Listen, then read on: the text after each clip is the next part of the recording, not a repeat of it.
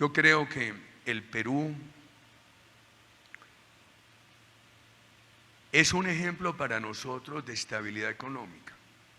Tendrán altibajos en la economía, pero es un ejemplo de estabilidad económica. Yo pensaba, visité el lugar donde se reunieron San Martín y Bolívar en Guayaquil, y yo, ¿qué le desearía yo al Perú desde el alma? Que la economía la mantengan con el mar turbulento de Bolívar, en crecimiento, en dinamismo, economías creciendo al 5% más, pero la política la puedan suavizar y llevarla al mar tranquilo de San Martín, al mar apenas levemente crispado por la brisa. A uno le hace una pregunta en universidades y uno la hace mucho, cómo el Perú con dificultades políticas, en cada momento con una dificultad política, ha logrado tener esta gran estabilidad económica. Son ustedes un ejemplo en esa materia. Dos problemas, el de la juventud, comunes. A esta América Latina tiene un promedio de edad de 32 años, es muy joven, pero tenemos 20, 22, 24, hasta 28% de desempleo juvenil. Colombia tiene un 27% de ninis. Las estadísticas muestran que el Perú a finales de 2023 tenía 1.840.000 ninis, más o menos un 23%. Ustedes en buena hora están convocando ese CAE de juventud.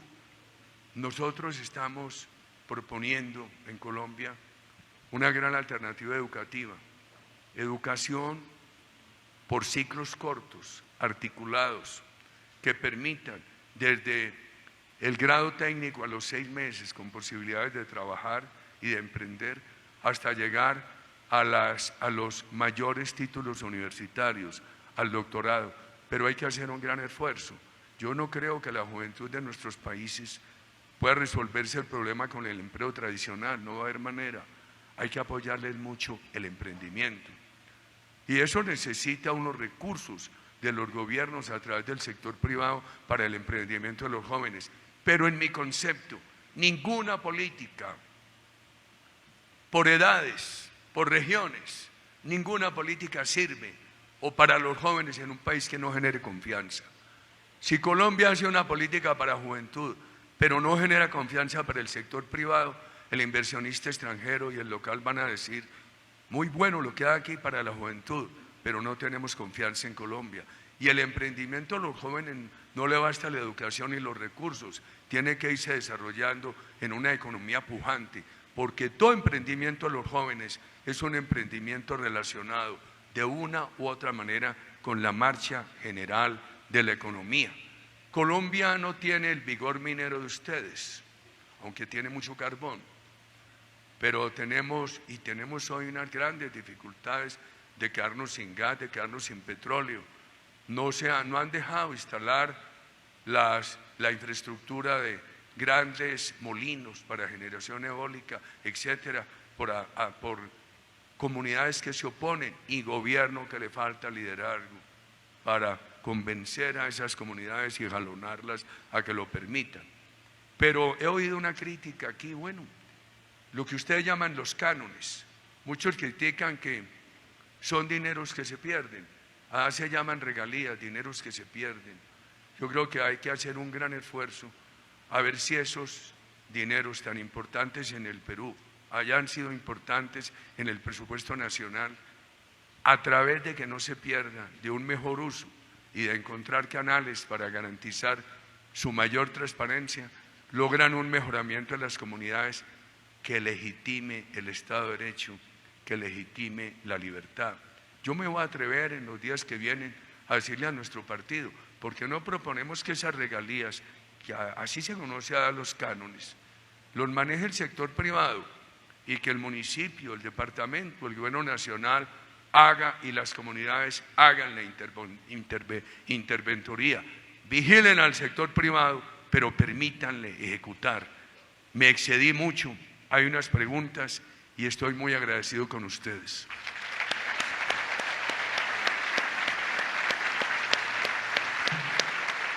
Decía que en América Latina se vivían unos momentos populistas que venían de gobiernos de izquierda o derecha. ¿Usted cree que existen esos momentos populistas? ¿Es bueno para la región vivir esos momentos o hay un peligro para la democracia y el Estado de Derecho en la región? Depende de nosotros. La lucha por el Estado de Derecho, la democracia y la libertad hay que darla todos los días. Y también hay que denunciar, por ejemplo, para nosotros no es fácil hoy, un gobierno repartiendo subsidios para las próximas elecciones. ¿Qué le estoy diciendo yo a los ancianos de Colombia pobres? Yo que no les va a dar subsidios ahora, pero está acabando la empresa privada, que es la fuente de los subsidios en el futuro. Nosotros tenemos que mantener un diálogo popular muy intenso, haciendo pedagogía contra esos populismos. No fácil, no fácil. Y cuando tengamos la oportunidad de gobernar, mostrar victorias tempranas, ir acumulando pequeños progresos en todos los campos, ponga el económico y ponga el social. Y es muy difícil los sucesores, porque la condición humana muchas veces los cambia del día de la elección al día del ejercicio del gobierno. Entonces hay que buscar condiciones de estabilidad que no dependan de los sucesores. Una última pregunta, presidente. Usted tuvo mucho éxito en la lucha contra la guerrilla y recuperó territorio, ejerció soberanía de Estado en territorios que habían sido ocupados por la guerrilla antes. No es este el problema del Perú de hoy, pero el Perú sí tiene un serio problema de seguridad ciudadana. ¿Usted tiene alguna reflexión sobre eso? No es posible desvincularlos. Nosotros, por ejemplo, con una política de seguridad muy estricta, logramos la desmovilización de 53.000 integrantes de esos grupos, 35.000 paramilitares y 18.000 guerrilleros. Creamos las condiciones para una negociación con la FARC, pero la negociación que fue claudicación, y por eso perdieron el plebiscito, creó las condiciones para que se rehabilitaran y volvieran a crecer con el narcotráfico. Y hoy el problema, la causa determinante de la inseguridad urbana de Colombia es el microtráfico. Y a eso súmele también la minería ilegal, una diferencia con el Perú. Ustedes tienen mucha minería, me dicen que hay parte de minería informal que han denominado ilegal y algún narcotráfico, pero ustedes hace mucho tiempo lograron eliminar los grupos violentos a partir del narcotráfico, no los dejen crecer, porque hoy la violencia en Colombia está alimentada por toda esa economía ilegal. La economía ilegal hay que derrotarla, si no es imposible el éxito de una política de seguridad, imposible el éxito de una política de paz. Ahora, yo no desvinculo la política de paz de la política de seguridad. Una política de seguridad con atractivos sociales. Por ejemplo, en la ciudad de Popayán yo tenía esta discusión. Uribe, pero si yo gano tanta plata con la coca y lo que tú me ofreces es café especial o guardabosques, ganan menos dinero, pero tienes seguridad de vida. Con la coca ganas hoy mucho dinero, mañana te matan.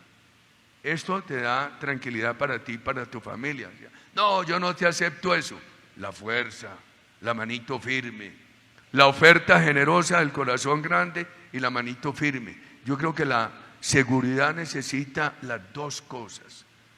Necesita el factor coercitivo, no represivo, no intolerante con el pensamiento diferente, y la solución social. Pero en el país la experiencia mía es que inicialmente no querían la solución social porque les daba menos renta que la economía ilícita, pero finalmente la aceptaban cuando sentían que el ejercicio de autoridad no les daba alternativa. Uno de los países le pedí a Fernando que una presentación muy larga la pusiera al alcance de ustedes y entonces entremos a algunos de los países. Son comentarios muy subjetivos. Me veo en la obligación de transmitirlos por la generosa invitación de ustedes, pero son comentarios de un político, no de un científico, queridos ciudadanos. México, yo creo que el gobierno de López Obrador tuvo un discurso muy hostil contra el sector privado, pero una política que no afectó al sector privado. Qué contraste, bien importante para que estudiarlo. Veo a México con un problema muy grande de narcotráfico y de pérdida de control del Estado. Porque ese tema del narcotráfico acaba con la juventud, las familias, acaba con la soberanía del Estado. Yo hablo mucho con rectores de universidades, muchos afectos al progre. El progre, yo he dicho que los progres son, es una autotítulo que ellos se han dado llamándose progres, perdón, que es una manera muy elegante de evitar que les digan neocomunistas.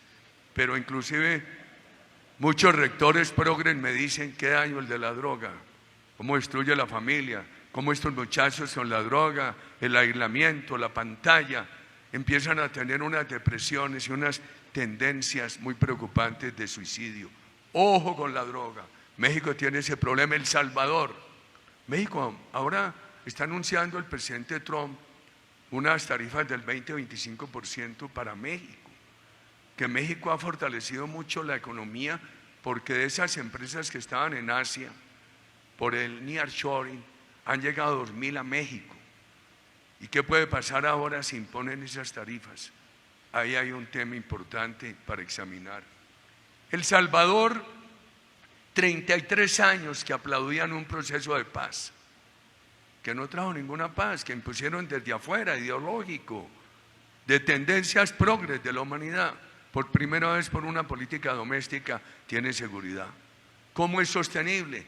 Si la van complementando con una política económica muy vigorosa, que no dependa El Salvador solamente de las remesas de los salvadoreños que viven por fuera, de una política social. Tienen que tener cuidado con los derechos humanos, porque los violentos, los progres, sí que estaban bien afianzados en ONGs progres. Entonces combaten estas políticas simplemente inventándole señalamientos de derechos humanos. Me preguntó hace poco el presidente del partido del presidente Bukele, ¿y usted qué ve en eso? Y 2 ejemplos. Una cárcel con personas en cuclillas, desnudas, da lugar a una gran crítica de derechos humanos.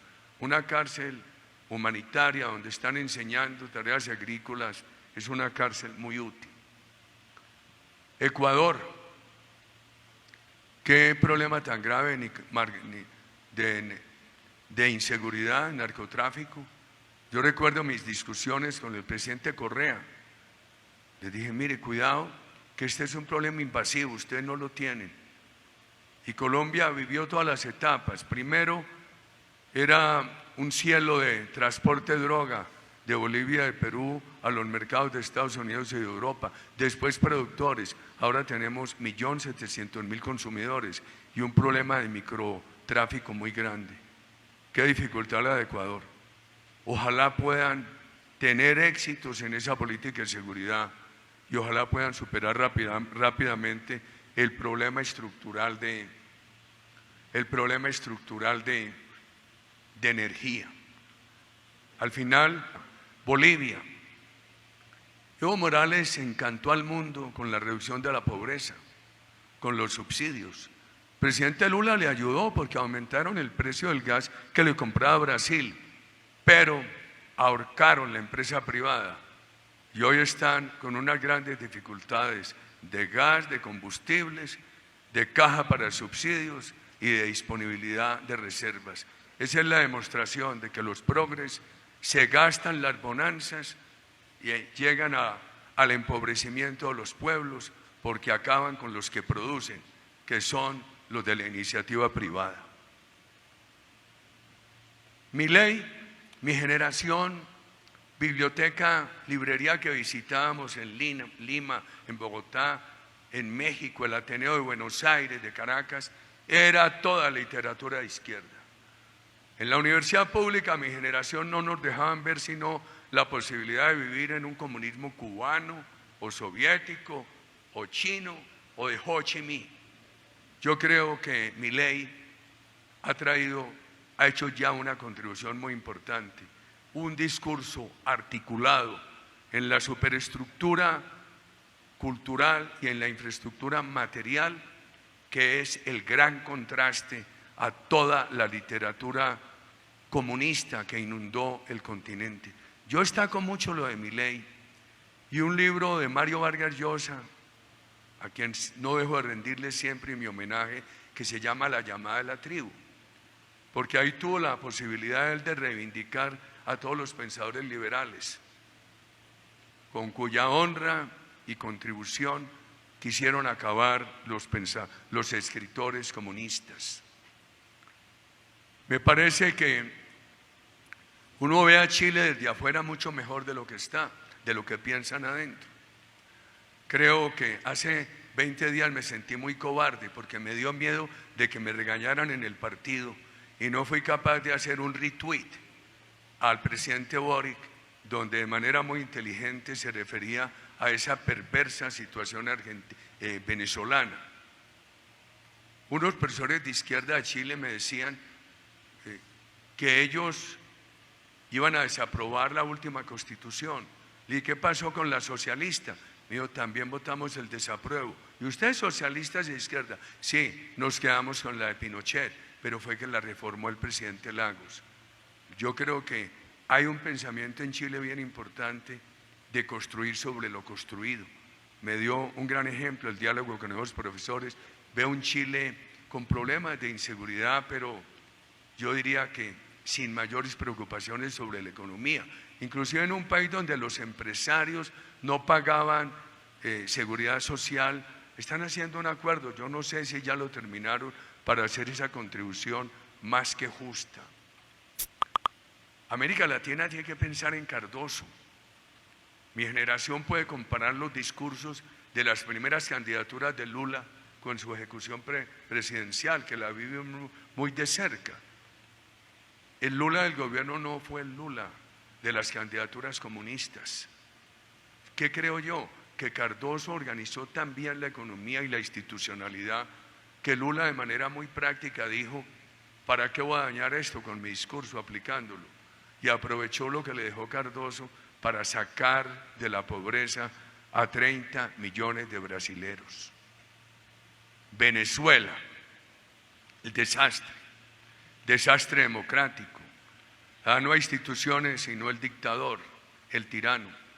Y hay una pregunta. Yo creo que el mejor liderazgo que nuestra generación ha conocido es el de María Corina. Además con una gran capacidad de innovación. Ella no se quedó atacando a todo el chavismo, sino que lo segmentó. La última campaña fue de crítica a la cúpula, pero de llamado solidario a la base.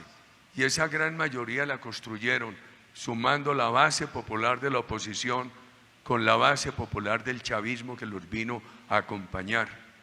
E hizo otra cosa. Yo tampoco he podido conocer una oposición democrática, una dictadura comunista que tenga la capacidad que tuvo María Corina de detectar a tiempo el fraude. Siempre le reclamamos a la Fundación Carter, ¿por qué reconoce a Chávez si hubo fraude? Fue la misma Fundación Carter la que ahora tuvo que decir en la OEA, aquí están las actas, ganó Edmundo, Maduro debe entregar. Y se preguntan por qué en esa situación dramática, 7, 8 millones de venezolanos por fuera, las familias divididas, la pobreza, el aparato productivo bien diezmado, ¿por qué la insurrección social no ha triunfado? Yo tengo esta preocupación. Cuando cayeron los comunismos de Rumania y Alemania del Este, fue por insurrección interna, el descontento. ¿Qué pensarían los alemanes del Este con un aparato productivo obsoleto, estatal, viendo que al otro lado, en el oeste, iban en esa vanguardia productiva, técnica, científica? ¿Y por qué derrotaron a esos dictadores? Porque ya había una Rusia orientada por Gorbachov. Entonces el ejército soviético no entró ni a defender al dictador de Rumania, ni a defender al dictador de Alemania del Este. Maduro tiene cero legitimidad, pero tiene a Rusia, tiene a China, tiene los colectivos, tiene a Irán, tiene los grupos terroristas de Colombia. ¿Qué va a hacer el presidente Trump? La campaña de los Estados Unidos, en mi concepto, fue muy pobre sobre América Latina. Pero diría yo que hay una gran esperanza en el nuevo gobierno americano sobre el tema Cuba, sobre el tema Nicaragua, sobre el tema Venezuela. Pero no sabemos con claridad. Con el canciller hablábamos hoy. La ciudad de Lima fue epicentro de muchas reuniones, el Grupo de Lima, y no se pudo tener una política eficaz que derrumbara a la dictadura venezolana. Reducciones, por ejemplo, hubo años cerca de 30.000 homicidios, habríamos querido reducir mucho menos, 15.000. Los secuestros se redujeron de casi 3.000 a 228, el país no quedó perfecto. Es muy importante esto. ¿Qué pasó con trabajadores y maestros sindicalizados? El año que yo llegué mataron 200, habría querido 0, el último año 14. Todas estas políticas avanzaban. El discurso que adoptaron contra mí fue afectar mi reputación con el tema de derechos humanos, que los hemos defendido con todos los valores democráticos. Nosotros estábamos en una economía creciendo al 7%, por la crisis de Lehman Brothers, que allá se agravó por el cierre del mercado de Venezuela, y por uno de los errores de mi gobierno. Es bien difícil cuando se mantiene uno en actividad ver hacia atrás para examinar errores. Fue que intervenimos muy tardíamente las pirámides del narcotráfico, y ya había mucho dinero de los colombianos ahí, canciller, y él se perdió, y una gran crisis y una afectación muy grande de la honra de mi gobierno. Nosotros hemos preferido en la democracia participativa y en el ejercicio del gobierno la credibilidad a la aprobación. Muchas veces no lo aprueban a uno, pero que le puedan creer. En nuestra dirección de liderazgo, en los valores que nos guían, ese es uno. Allí hubo una afectación muy grande porque los colombianos vieron que se había afectado nuestra credibilidad porque nos demoramos mucho para enfrentar ese tema. Hoy tenemos una gran diferencia con las reformas del presidente Petro. Él cree en la lucha de clases, nosotros en la economía fraterna. Las reformas que se está impulsando van a acabar con la pequeña empresa, con los fondos de pensiones, van a acabar, estamos pasando de una salud que es solidaria, mixta, a una salud totalmente estatal, y ya se ven los deterioros. Nosotros hemos creído mucho en la economía fraterna. Solidaridad, salud con participación del sector privado, pero con solidaridad. El mismo plan universal de salud para el más rico y para el más pobre. Que cada uno contribuya de acuerdo con su capacidad y con sus ingresos. Nosotros decimos, pero ¿por qué van a aprobar esta reforma, la laboral, que va a acabar con la pequeña empresa? Y que lo que hace es aumentar el enfrentamiento. ¿Por qué no buscamos, en nombre de la economía fraterna, reformas, que creo que esto es válido para toda la región, que pongan a empresarios y a trabajadores a remar en la misma dirección? Y me dicen, ¿cuál? Hemos dicho, si un sector de la economía crece un año al 4 más, páguele un salario adicional a los trabajadores. Eso anima tanto a empresarios como a trabajadores. Redujimos la pobreza del 53 al 37, queríamos el 20, 25, no pudimos, porque se atravesaron esas crisis.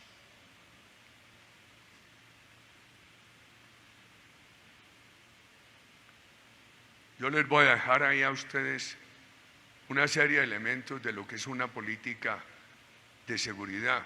Quiero destacar en la política de seguridad nuestra lo siguiente, porque deseo poder dedicar unos minutos a la región. La política de seguridad tiene que tener determinación, tiene que tener la capacidad de invertir tendencias, porque allá había una tendencia que decía, Colombia quiere paz pero no seguridad, la asociaban a la guerra, cuando la seguridad es un camino fundamental para la paz. Nos tocó confrontar la tendencia, invertir el caudal, la dirección del caudal del río.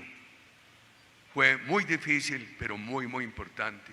La política de seguridad tiene que ir acompañada. Nosotros tuvimos una política de seguridad acompañada de una política de estímulo a la empresa privada y al mismo tiempo a la política social. Y yo le decía hace pocos días a unos emisarios del gobierno ecuatoriano, para que una política de seguridad se sostenga, uno no puede prometer que ella va a resolver todo el problema. Esos incumplimientos generan muchas dificultades. Por ejemplo, yo no sé cómo va a ser el presidente Trump para cumplir la promesa de que antes de la posesión estaría resuelto el problema entre Rusia y Ucrania. Nosotros, en lugar de hacer esos compromisos, lo que procurábamos era acciones permanentes e ir acumulando pequeñas victorias. No voy a hablarles de victorias tempranas, hay muchos ejemplos porque nos demoramos